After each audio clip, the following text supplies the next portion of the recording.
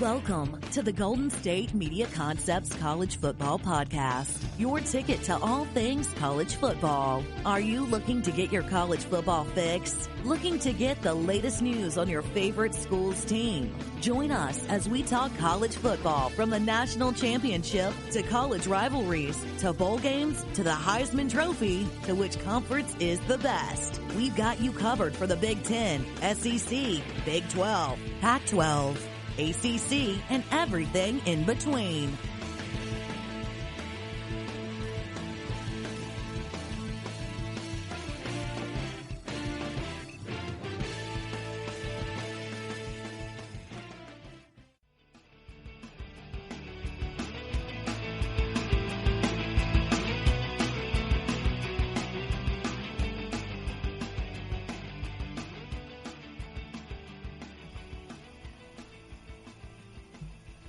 What's going on, everybody? It is the GSMC College Football Podcast on the GSMC Podcast Network. I am the host for this Sunday, Ethan, as I am usually every Sunday. Ooh, that comes out on Monday. I should remind myself that I do record these on Sunday, so if I do miss some big news story on the Monday news, don't kill me. You know, it's okay. There's plenty of other people on GSMC to catch every bit of breaking news for college football. But I'm more of the weekend roundup type of guy on this podcast, and I'm going to do my best to try and clear everything up, what's been going on, because there's been a lot of news in the college football atmosphere once again, and to be honest, it doesn't sound like any of it today is going to be good for the hope of a college football season to feel regular, right? I think the idea of having a regular football season kind of went out the window a few weeks ago, but now it's really starting to feel like we are about to be in some muddy waters as far as college football and what exactly is going on. There's so much to talk about, so much to get into, and we might as well just go ahead and jump right in. So, first and foremost, we have to talk about the biggest thing that's going on in college sports right now, which is the decision to play in the fall. And that includes college football from all different aspects of the FBS, not just Power 5, but the Group of 5 and all other aspects of that as well. We are seeing a big time decision being made almost every few days when it comes to college sports and college football in general. There's just been so much information that has been coming down the pipeline that people have been speculating on, and then speculations turn to confirmations, and then confirmations turn into more questions, and more questions turn into more speculation. And the cycle viciously continues in the news cycle. But we have to talk about today what has gone on for the Pac-12 and the Big 10, as they are now going conference only for fall sports. So the Pac-12 decided to go to conference only for fall sports following the lead of the Big 10, which announced the same move on Thursday. It's the latest setback during a college football offseason that has been upended by the coronavirus pandemic, and it's almost assuredly not the last domino to fall as conferences attempt to cobble together a season. So while so much about the season remains unknown, here's what we do know: that 40% of the Power 5 has moved to conference-only football schedules. So what does that mean for the ACC, the Big 12, and the SEC going to do? Are they going to follow suit? And if so, when? So it seems to be trending that way over the last few months. Our conferences have prepared numerous scenarios related to the fall athletic season. And this is the ACC Commissioner John Swofford saying this. And he says that the league membership and our medical advisory group will make every effort to be as prepared as possible during these unprecedented times. And we anticipate a decision by our board in late July. So one ACC source said that it's very likely that the ACC is headed to a conference only season, but reiterated that it's a week to week discussion that continues to evolve.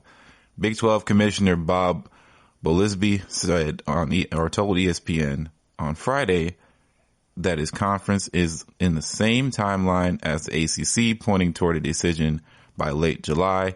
The SEC will discuss its options during a meeting this Monday with athletic directors and league officials that was scheduled before the Big Ten's decision. SEC Commissioner Greg Sankey said that a statement last week there should be more clarity about the season by late July, and issued a similar statement to ESPN on Friday, referencing the coming weeks. The Southeastern Conference will continue to meet regularly with our campus leaders in the coming weeks, guided by medical advisors to make important decisions necessary to determine the best path forward related to the SEC fall sports. The statement read, "We recognize the challenges ahead and know that the well-being of our student athletes, coaches, staff, and fans must remain at the forefront of those decisions."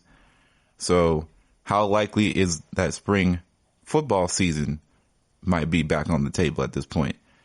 And it's more likely than a couple weeks ago, but it's still viewed as a last resort by many. A spring season raises new batches of questions regarding a player's safety. Can they physically handle 2 seasons, even shortened ones, in 1 calendar year? The NFL draft and the uncertainty about the state of a virus and the vaccine by the new year. Spring football is an option. Duke coach David Cutcliffe said on Friday that when it's the only option left, echoing sentiments of Penn State AD Sandy Barbour and Bowlesby, who both called it a last resort. The American Athletic Conference Commissioner Mike Aresco went even further, saying that we don't have much of an appetite for spring football. We are not confident that spring football, if we don't play in the fall, will even happen, he said, especially if there is no vaccine. And we're not really sure that that's not going to compromise part of the 2021 season if you're playing in the spring. And if you have to practice in the middle of winter to get ready for your spring football, you're practicing indoors. Are you going to spread the virus more readily or more easily? In that scenario, there are rational questions that have to be answered. Not everyone is so skeptical, though. A quote was said that from Lincoln Riley, like we talked about last week, said, "I think that people who say it's not an option, in my opinion, just don't want to think about it." He said that, "I think it would be wrong for us to take a potential option off the table right now. And I think it's very difficult to say that spring is not a potential option. I, for one, think it's very doable." And what does conference only play mean for Notre Dame? So this is the big ticket, right? So the Fighting Irish have now lost 3 marquee games: Wisconsin, USC, and Stanford. The most likely and expected scenario remains for Notre Dame Athletic Director Jack Swarbrick and the ACC Commissioner Swafford to extend their partnership and have a Irish fill the rest of their schedule of ACC games. Notre Dame is already set to play 6 ACC opponents. So what about the other teams scheduled to play Big Ten or Pac-12 in non-conference? It's to be determined. After the Big Ten and Pac-12 announcements, conferences and teams affected put out statements that were similar to the one for Mountain West Commissioner Craig Thompson. "We were aware of the possibility and will continue to evaluate the appropriate decisions and the proper timing going forward. The safety, health, and wellness of our student athletes, coaches, staff members, and our campus remain our top priority."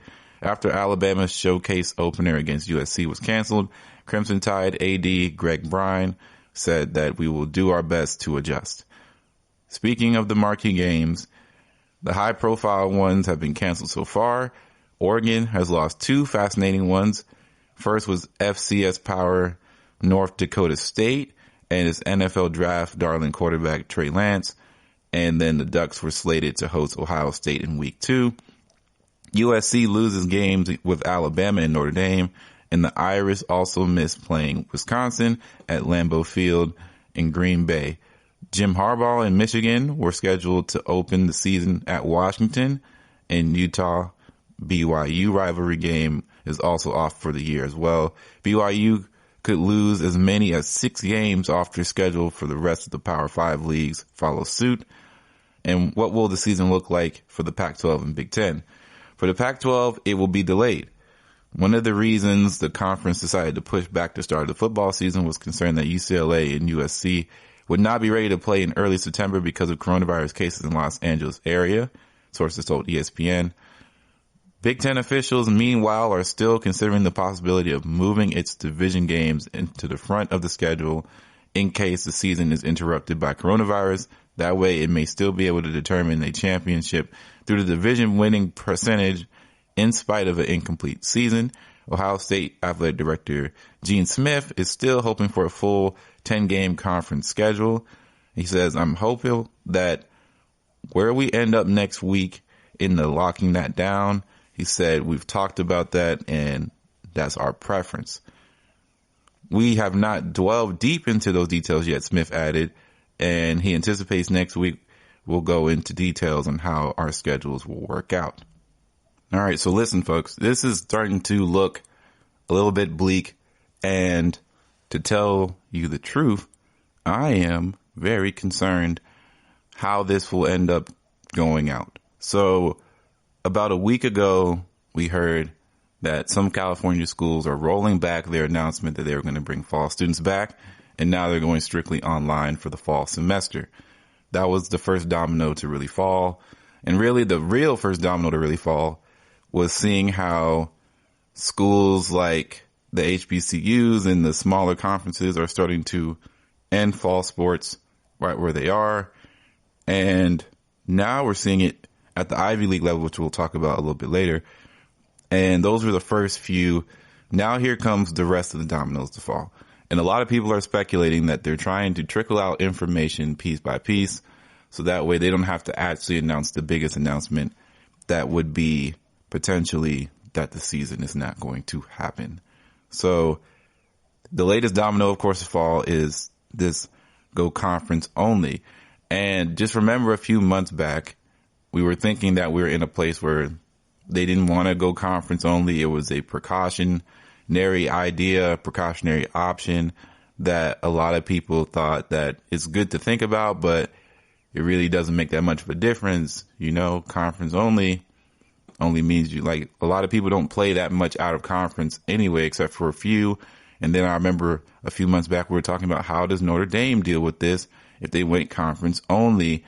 And now we're looking at a situation where conference only is probably going to be the safest option if you're going to play. And even then, we don't know just how deep this is going to go, because conference only doesn't mean that it's safer, right? It just means that you're doing less extreme levels of traveling comparative to what you would do in a normal schedule. So you're not leaving your state very far. You're typically staying within your region, and it limits travel, and it limits the contact of COVID-19 in different states that have different rules and different regulations. And that's the biggest thing that you have to take away from this, is that states are not unified in how they decide to handle this COVID-19 crisis. And universities in the NCAA don't have a unified structure on how their campuses deal with COVID-19. Everybody has their own way of handling it. Everybody has their own medical advisory staff. And this is what that summit was all about. Well, it wasn't what the summit was supposed to be about, but what it ended up talking about is lawmakers are very much wanting the NCAA to make a standardized universal COVID-19 rules and regulations so that everybody is under the same page.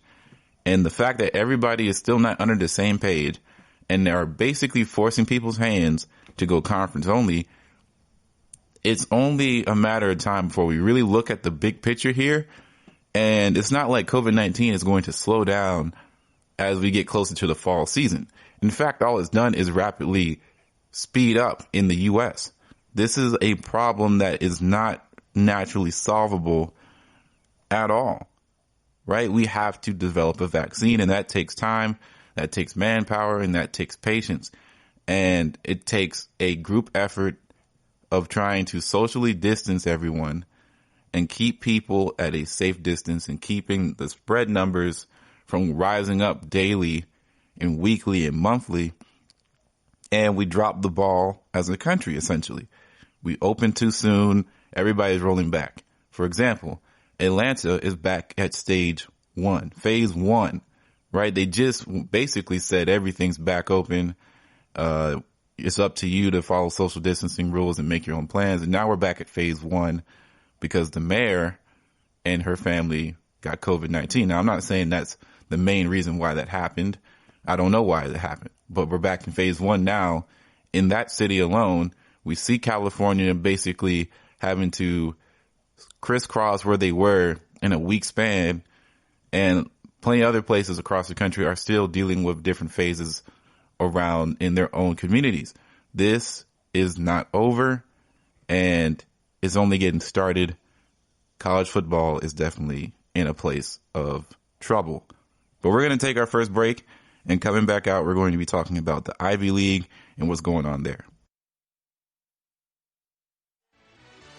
Are you looking for the very best NFL and college football podcast? Then check out the GSMC Football Podcast. Get the latest football news both on and off the field. From the NFL Draft to trades to the rumor mill to the NFL Combines, they got you covered. That's GSMCpodcast.com/football-podcast. Get updates on college rivalries, game day insights, and much, much more. It's football talk the way you want it. This show eats, sleeps, and breathes football. Don't forget to like them on Facebook and follow them on Twitter. Visit GSMCpodcast.com for more info.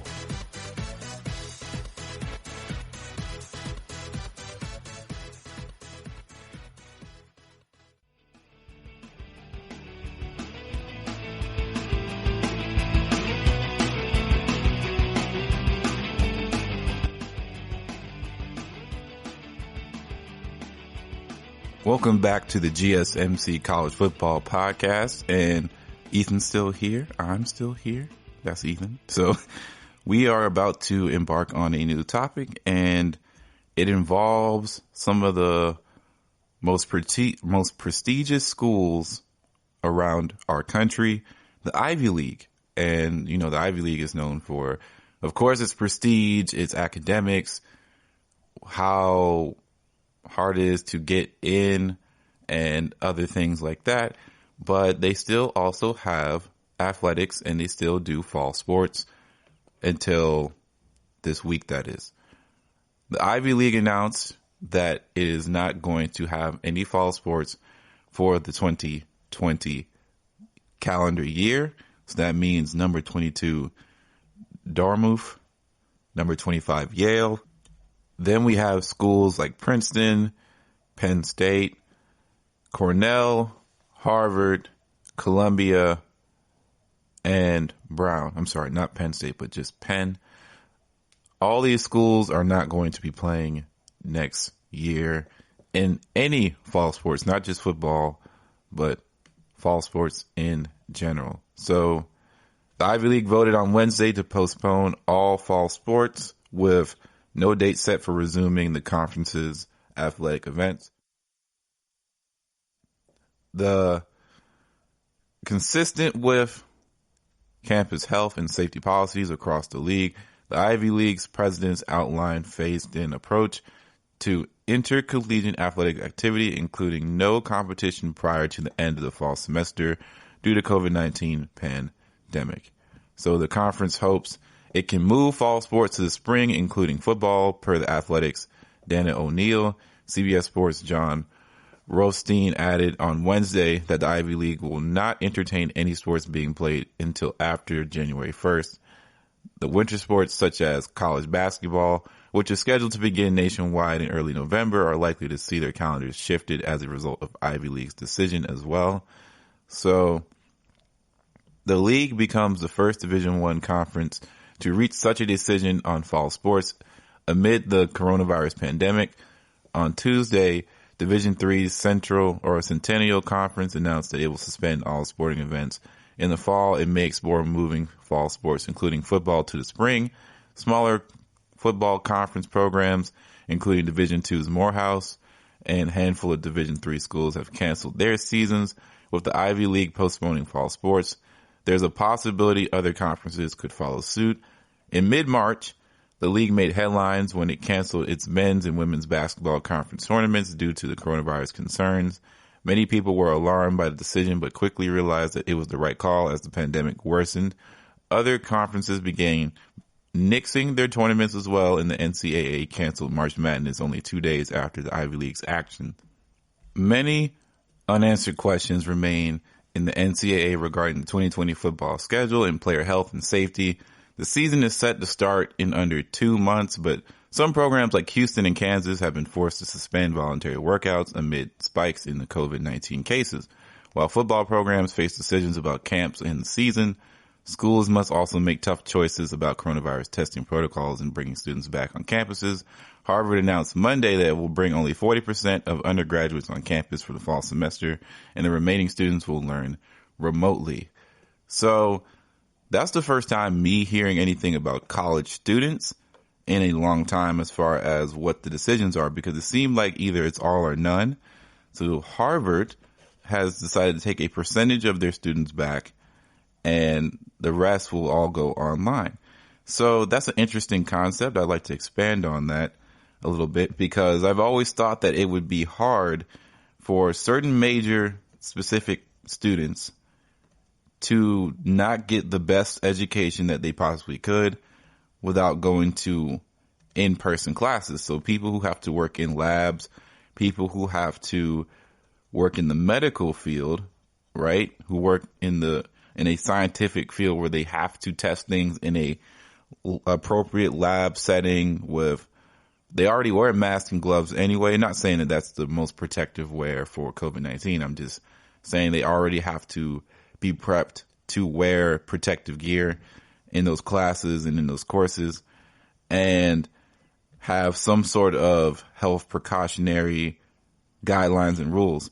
Not saying that their classes are more important than anybody else's to have them only get in-person classes, but it does make a lot of sense for people who need to be in person to take certain classes in order to keep themselves on track for years to come, because that's the next thing that people who either have been out of school for a while or never went to school, missing one class can legit twist your schedule to the point where you are maybe even a year away from graduation now instead of 6 months, or maybe you're about to graduate and this class isn't going to be offered anymore. So now you have to wait, and you have no idea in the midst of a pandemic when that class will be available again for you to graduate.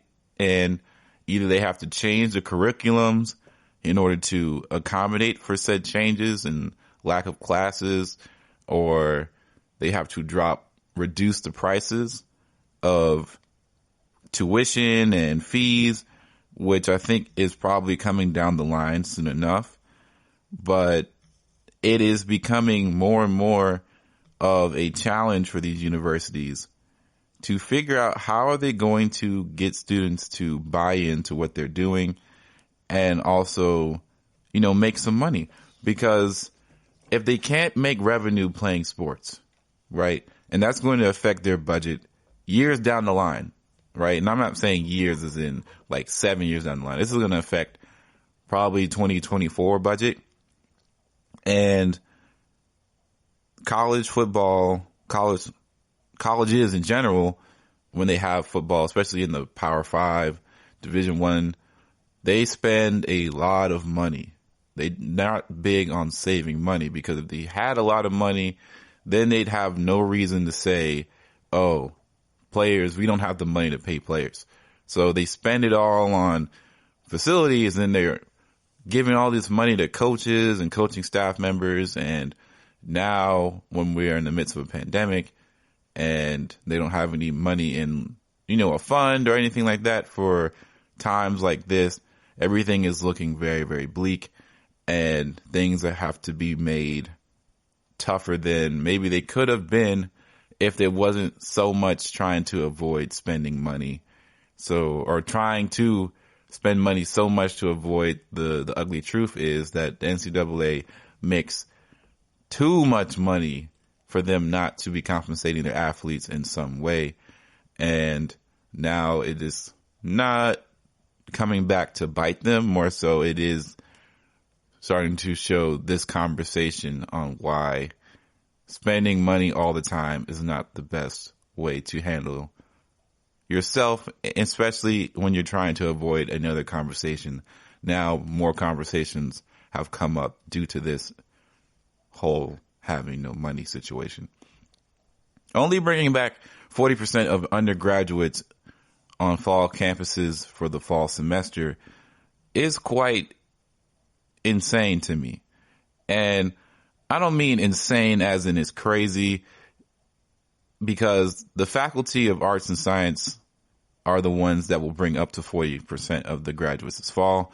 So that includes all first year students as well. So University President Larry Bacall and FAS Ellerslie Family Dean Claudian Gay and Danoff Dean of the college, Raskif Kurana, co-authored a message to the FAS community that described the path as forward, allowing first years the opportunity to adjust to college academics and begin creating connections with faculty and other classmates while learning on campus in September. The college will address gaps in student home learning environments and identify those who need to return to campus to continue to progress academically. Students on campus will move out before Thanksgiving and complete reading and exams periods from home. Harvard was built for connection, not isolation, and without a vaccine or effective clinical treatments for the virus, we know that no choice that reopens the campus will be without risk, the president and deans wrote. That said, we work closely with leading epidemiologists and medical experts to define an approach that we believe will protect the health and safety of our community while also protecting our academic enterprise and providing students with the conditions they need to be successful academically. Should only one cohort return into the spring, priority will be given to seniors. Bacall, Gay, and Karana laminated that the overall decision would be particularly disappointing for sophomores and juniors who face a year away from campus after shifting to remote learning for half of the past spring semester when they moved to learning from home as Harvard quickly densified because of COVID-19 pandemic. In recognition to this difficult decision or difficult situation, the president and deans extended to students who study away from campus for the full academic year the opportunity to return next summer to take 2 tuition-free courses at Harvard Summer School. They say the recent upturn in COVID-19 cases in certain states illustrates the difficulty of making predictions, even well-informed ones, about the evolution of this virus. Given the uncertainty, we determined that our fall plan must enable us to bring back as many students as possible while providing sufficient margins to accommodate the escalation of the prevalence of COVID-19 in our area. Anything less, and we could find ourselves again facing the prospect of asking our students to leave on short notice prior to the end of the semester, the leaders wrote. The message provided details on the cost of attendance.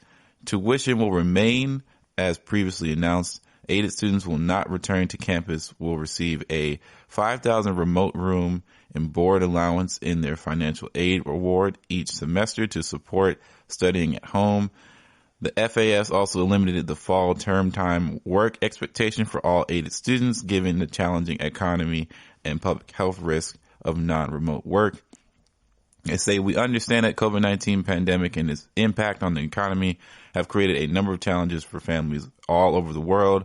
Affording your Harvard education should not be one of them, said the director of financial aid. Harvard's robust financial aid program and commitment to meeting students' demonstrated financial need remains as strong as ever, and all returning students and first years will live in single bedrooms with a shared bathroom and also learn remotely as described in previous announcement. Real quick, because even I didn't think about that.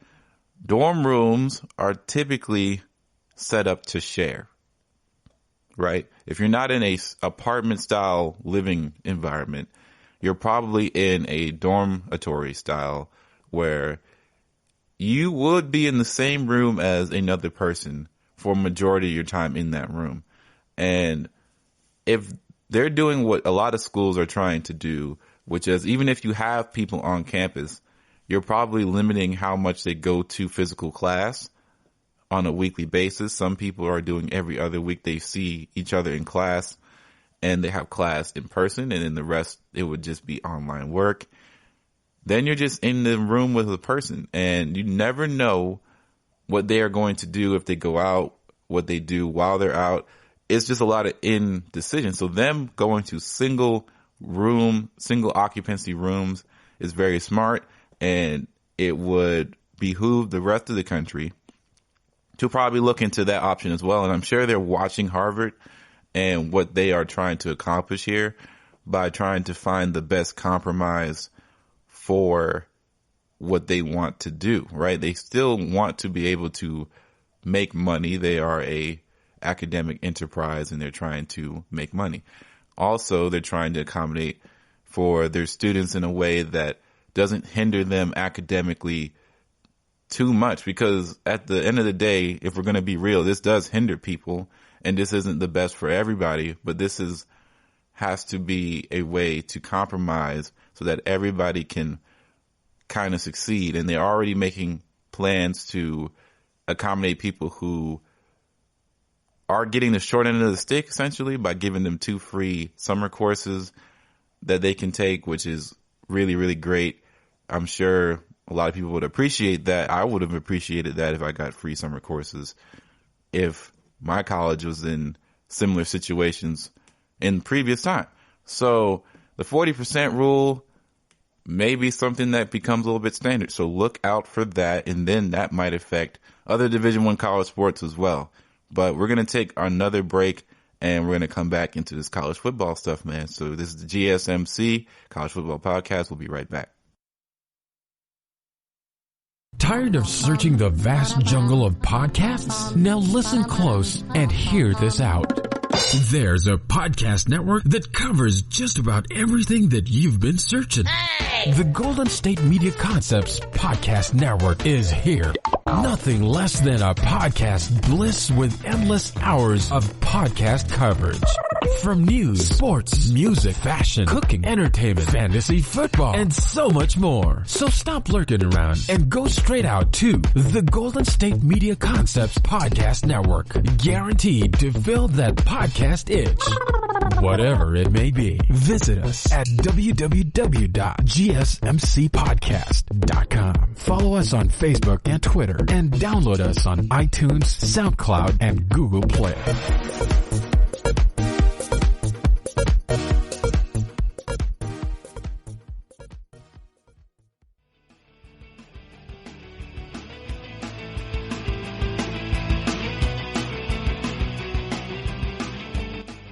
We're back, GSMC Nation, to the College Football Podcast on the GSMC Podcast Network. I'd like to take this opportunity to say that we do have social media that you can follow, our Facebook and our Twitter at GSMC College Football. Find all the news, all the topics that we talk about. You can interact with us. You can ask us questions, the whole 9 on those social media platforms. So don't forget to follow us. And shoot us some questions, man. How do you feel college football is going to operate this upcoming fall? Do you think they're going to have it? Do you think it's going to be limited? Do you think it'll be delayed? Let us know at GSMC College Football on Twitter and GSMC Football or College Football on Facebook. All right.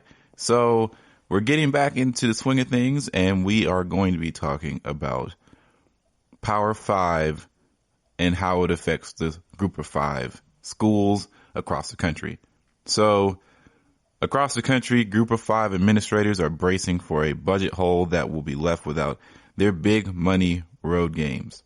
So in one of the gloomiest days in recent college football memory, Troy Dannon, if he looks at it hard enough, can find the glass at least fractionally full. In these dark pandemic times, he'll accept even a small trace of liquid lining in the bottom of a cup. As Tulane's athletic director, he oversees one of the rare Group of 5 programs to not have scheduled this season what termed as a bye game against the Power 5 school, wherein which Big Brother writes, a hefty check to little brother for what's usually a beatdown.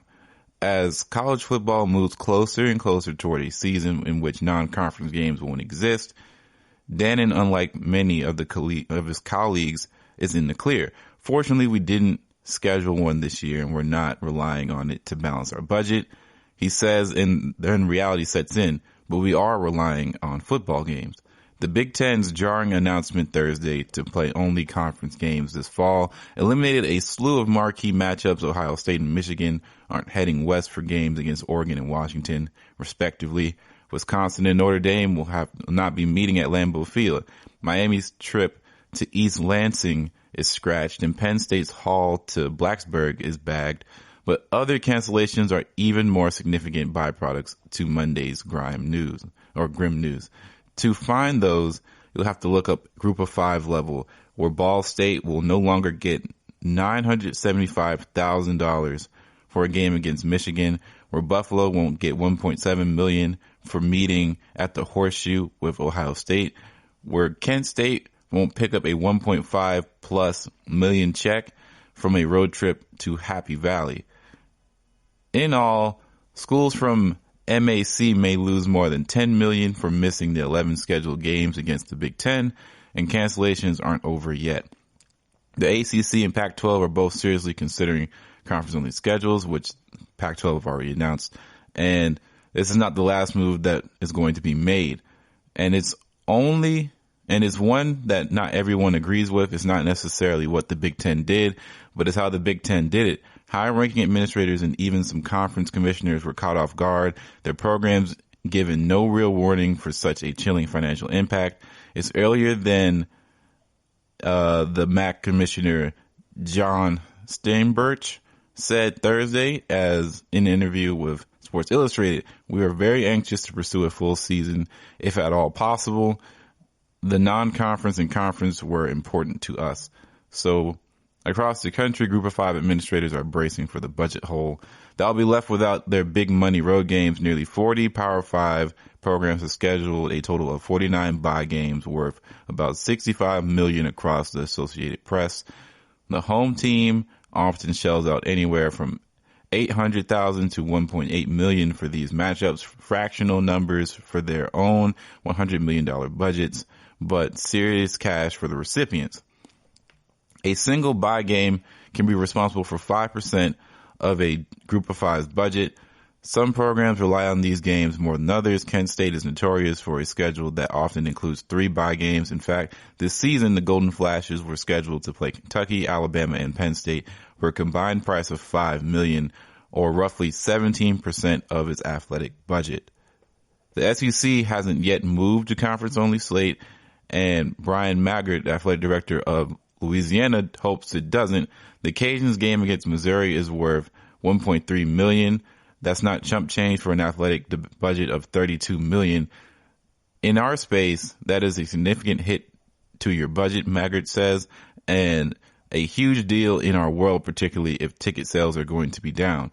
The disappearance of bye games is the latest burden to befall athletic departments at the lower level of FBS, many of them already millions in the hole from a pandemic shutdown. While perception is that the athletic departments are swimming in deep pockets, the reality is that most of the Group of 5 level barely breaks even and often need football revenue to get there. Revenue generators are different on this level than those of the Power 5, and while P5 athletic directors lean heavily on 7-figure donations and 8-figure TV contracts, the Group of 5 relies on state and institutional support, mostly through student fees, to stay afloat. The average G5 school got $21.7 million in athletic aid last year from its university, while the number among Power 5 schools was 5.8. And in most cases, school funding is responsible for more than half of the Group of 5's athletic budget. With no students on campus, enrollment dipping, and overall economic downtown, institutional support is down. In fact, one Sun Belt Conference athletic director says his department has already lost about $1.5 million this summer without students on campus. No athletics, no students, no student athlete fees. Lump that in with expected lower ticket sales because of limited attendance.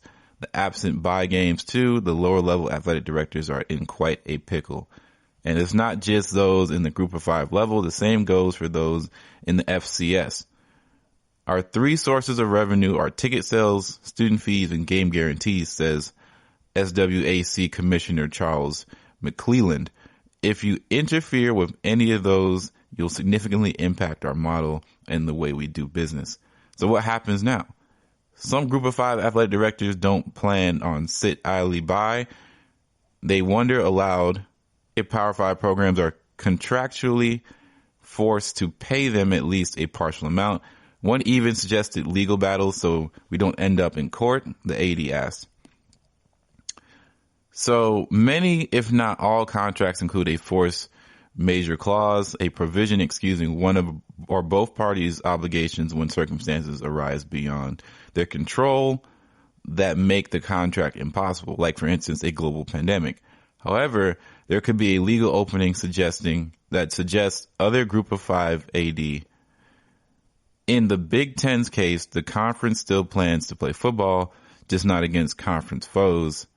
And at the end of the day, is there going to be enough reason to stand on to get out of playing the guarantees? Asked the AD. There are things that, thankfully to him, Dannon doesn't have to worry about. It's lucky that it's more luck than anything else. While the Green Wave did plan to start scaling back on bye games, it planned one each season the last 3 years. Auburn last year, Ohio State the year before, and Oklahoma in 2017. This year, Tulane had a trip to Northwestern on the schedule, but that was part of a home and home. The Green Wave will still host the Wildcats in 2025. But what about the empty hole in the schedule? And Damon says that at least not a hole in the budget. Those bye games have always been a significant line item in our budget, he says, but not this year. So Group of 5 is having some really, really backlash effects due to a lot of these Power 5 schools choosing to go conference only. And as you can see, things are much more complicated at the lower levels than you could ever imagine than just at the Power 5 level all in its own right. And now we're going to touch on the Stanford thing that I think a lot of people have not been really paying attention to. But along with that, we're going to touch on Ivy League's fall decision as well. And it's just all the beginning for college athletics. So, of course, Wednesday was the worst day in college sports since the worst day, March 12th, where COVID-19 shut everything down. Ohio State, which fields more varsity athletic teams than any school in the nation, paused voluntary workouts for 7 programs after the undisclosed number of positive COVID-19 tests, joining a growing list of schools to halt efforts to bring back sports. Earlier, the Ivy League, of course, announced that it will play no varsity sports for the rest of the calendar year, and maybe they'll try and move fall sports to spring 2021, but there are no guarantees. And before both of those dispiriting decisions arrived, Stanford dropped this big-time news as well. The preeminent all-sports athletic programs in America is dropping 11 varsity programs after the 2020-2021 season ends. The Ohio State and Ivy League developments tell you where we are in college athletics, adrift, lacking answers and falling to gain ground on a relentless pandemic. The Stanford development tells you where we're going if the current trend continues towards an economic obliteration of college sports as we know them. Almost everyone will be eliminating sports. Absolutely everyone will be slashing budgets. Scholarships, educational opportunities, and jobs will disappear in large numbers. If there is not a miracle turnaround in our dismissal or our dismal coronavirus testing numbers by August 1st, all FBS conferences could join the FCS Ivy League in delaying fall sports in the spring, and just hoping things work out then, because there are no great plan for what you do in that scenario. If we have to compromise football season, the financial repercussions will be awful. And if we have no football season, the financial repercussions will be far worse. An anonymous Power 5 athletic director spoke and told the writer here in early April that if there is no football season, we're all effed, essentially. There is no other way of looking at it, is there? 3 months later, those words land with increased weight. Taken collectively, the college news of the day leaves this conclusion. We all knew COVID-19 is wreaking havoc among athletics, and now we're seeing how bad it can get. Already, 56 varsity programs have been dropped this year at the Division I level of NCAA, and a lot of schools are holding out hope for football to save them from adding more to the pie. If Stanford, and with all its success and willingness to try and be great at everything, is swinging a heavy blade, that could provide cover for dozens of other schools. For a quarter century, Stanford has been the gold standard of Olympic sports. In 2019, the school won its 25th consecutive Learfield Directors Cup for all sports excellence, and it certainly would have won again this year if not for the pandemic shutdown. National champions and Olympians grow like the towering palm trees that line the entry of the school. Yet, the Cardinal targeted 11 varsity sports for elimination at the end of the 2020-2021 season: men's and women's fencing, field hockey, lightweight rowing, men's rowing, co-ed and women's sailing, squash, synchronized swimming, men's volleyball, and wrestling. In competitive terms, the school spared most of its best sports. Nothing that was lost should jeopardize Stanford's Learfield Cup homogeny, but in human terms, 240 students and 22 coaches just had their lives turned upside down. With 36 sports, you could argue that the Cardinal were trying to do too much athletically. Only Ohio State had more with 37, but rested by a far larger athletic budget. But a huge athletic population is part of the magic vibe of the campus, where 12% of the undergraduate student body played a varsity sport, most of them while tackling some of the most challenging course loads in the country.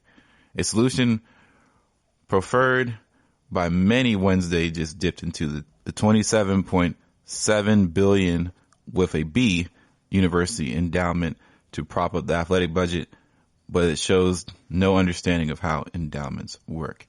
We're going to continue this conversation in just a moment, where we're going to take our final break here at the GSMC College Football Podcast, and we're going to keep talking about Stanford and how this affects and just what it means to be a student athlete in 2020.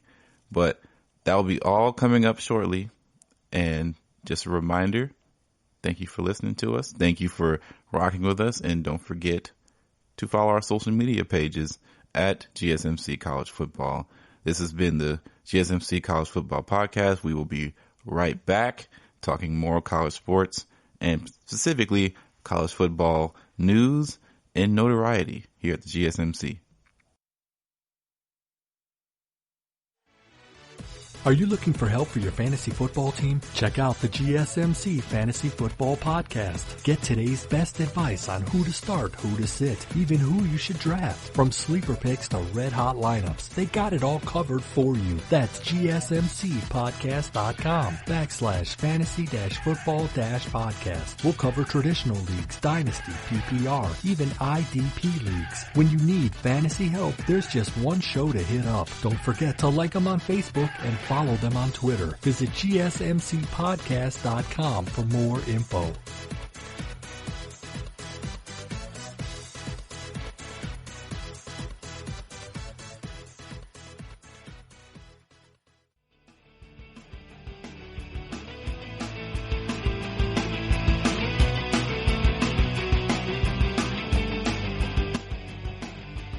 Okay, so we're back talking about a lot of different difficult conversations that involve college football and college athletics, as this is a college football podcast, for one.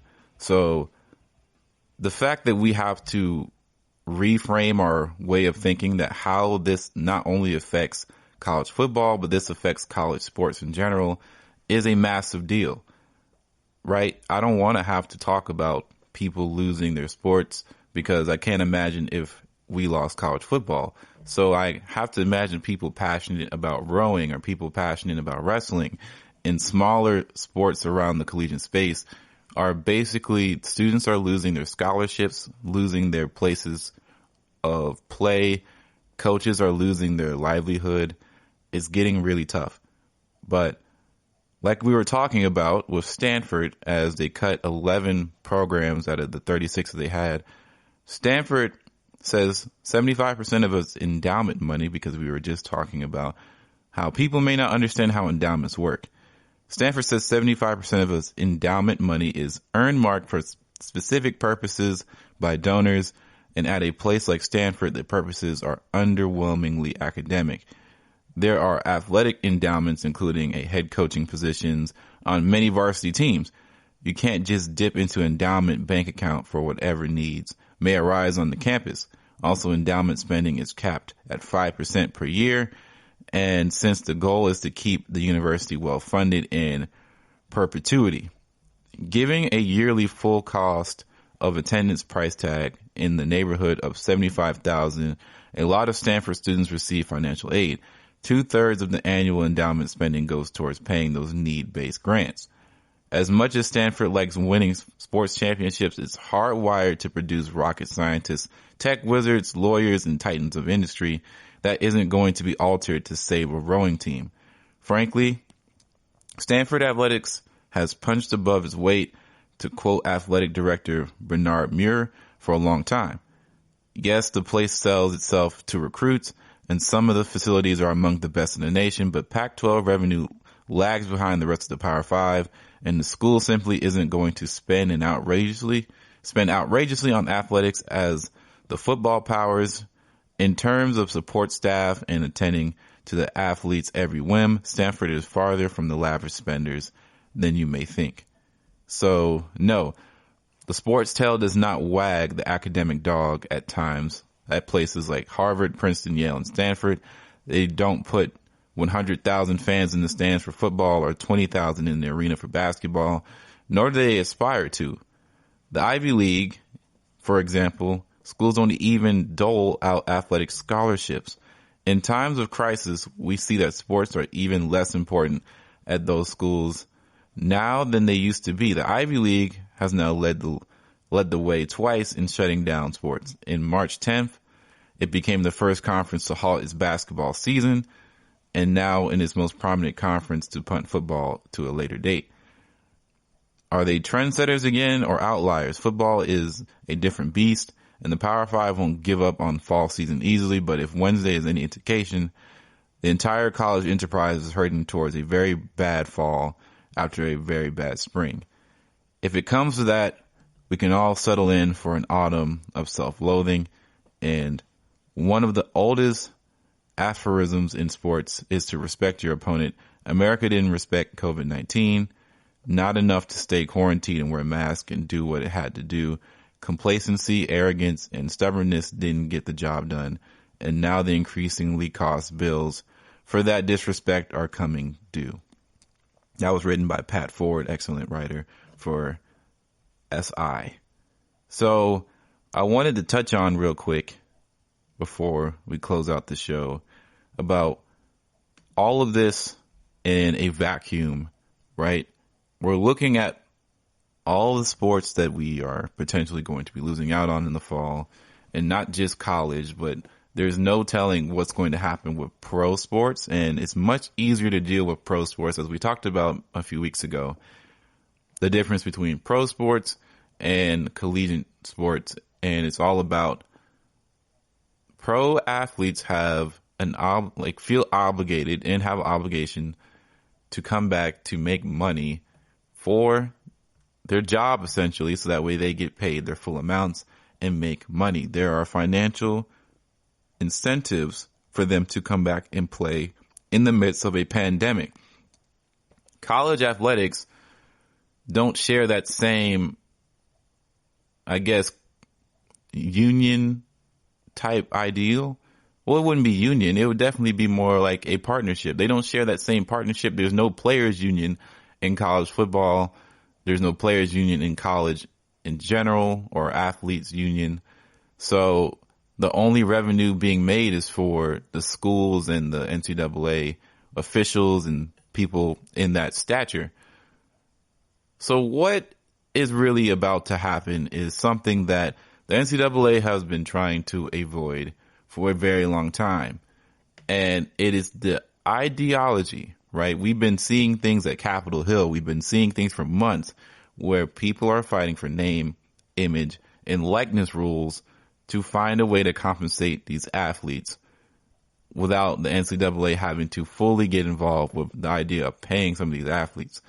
But here we are, the biggest moneymaker in college Power 5 athletics is fall football season, SEC big time country, the Big 12, the Big 10, even Pac-12, they make money, even though we just read that they don't make as much as we think, and the ACC as well.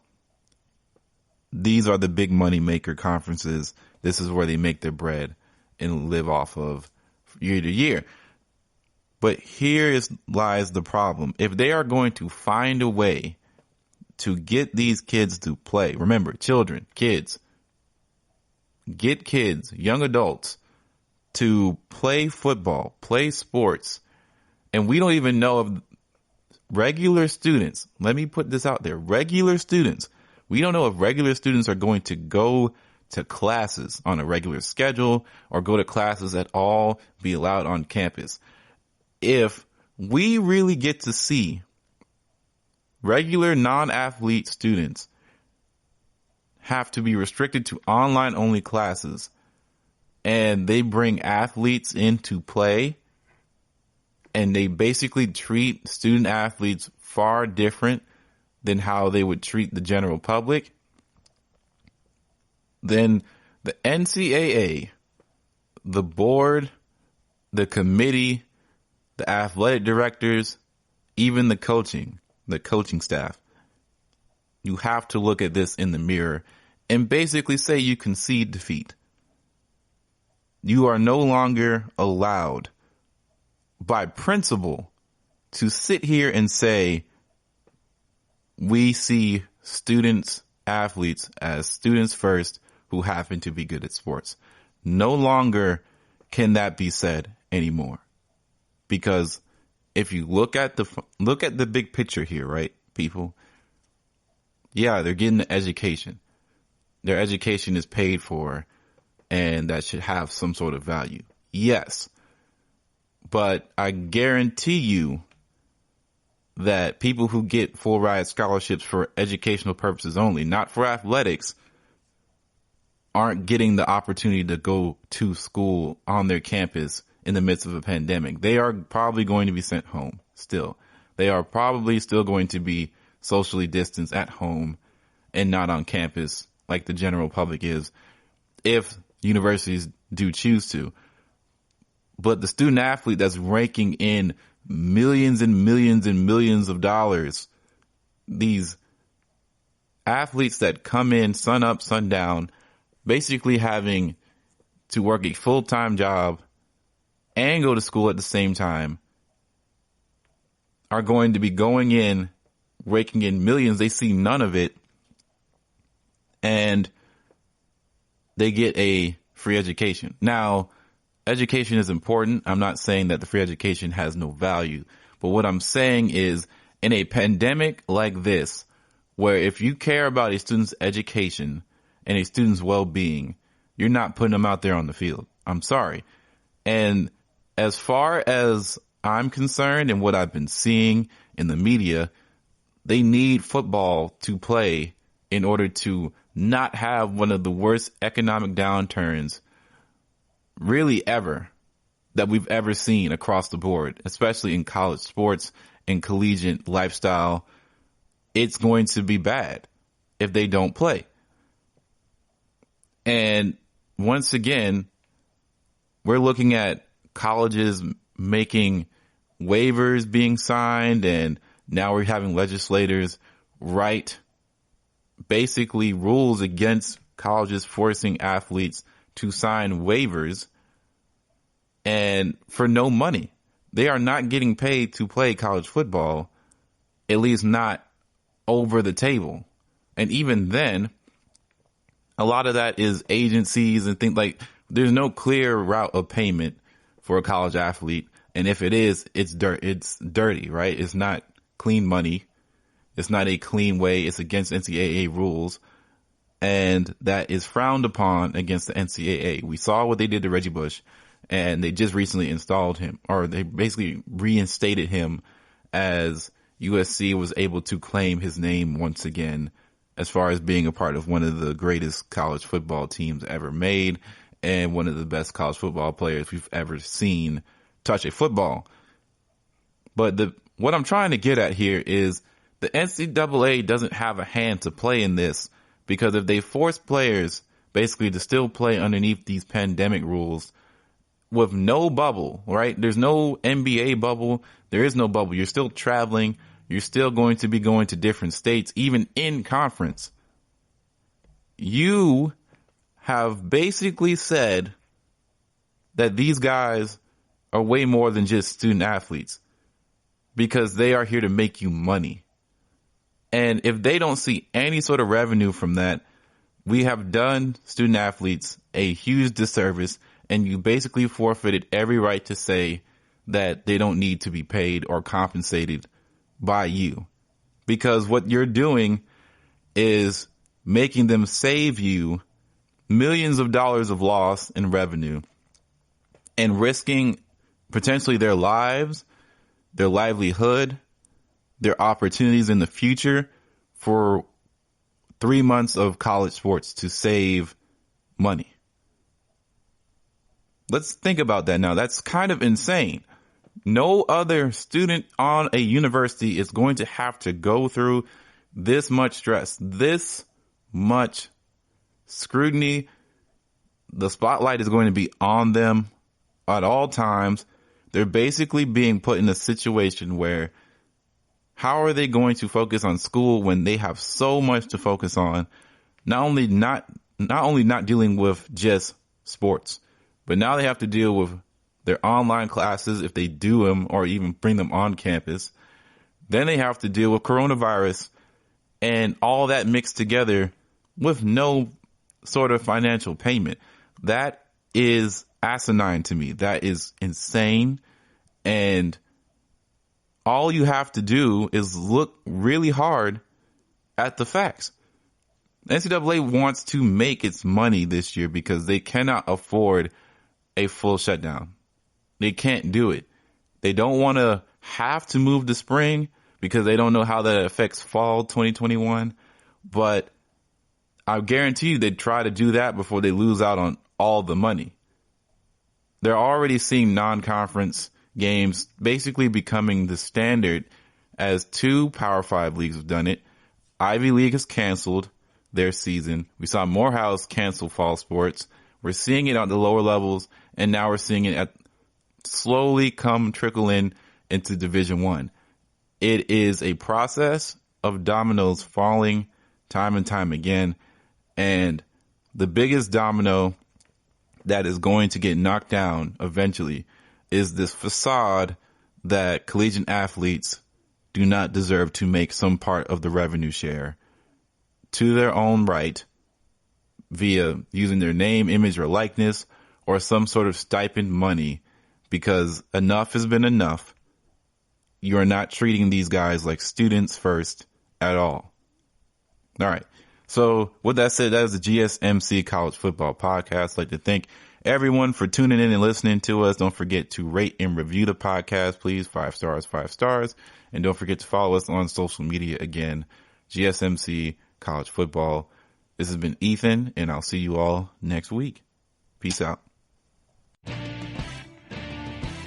You've been listening to the Golden State Media Concepts College Football Podcast, part of the GSMC Podcast Network. You can find this show and others like it at www.gsmcpodcast.com. Download our podcasts on iTunes, Stitcher, SoundCloud, Google Play, or anywhere you find podcasts. Just type in GSMC to find all of our shows from the GSMC Podcast Network, from football to basketball, baseball to MMA, and even soccer. You can also follow us on Twitter and Facebook. Thank you, and we hope you have enjoyed today's episode of the Golden State Media Concepts College Football Podcast.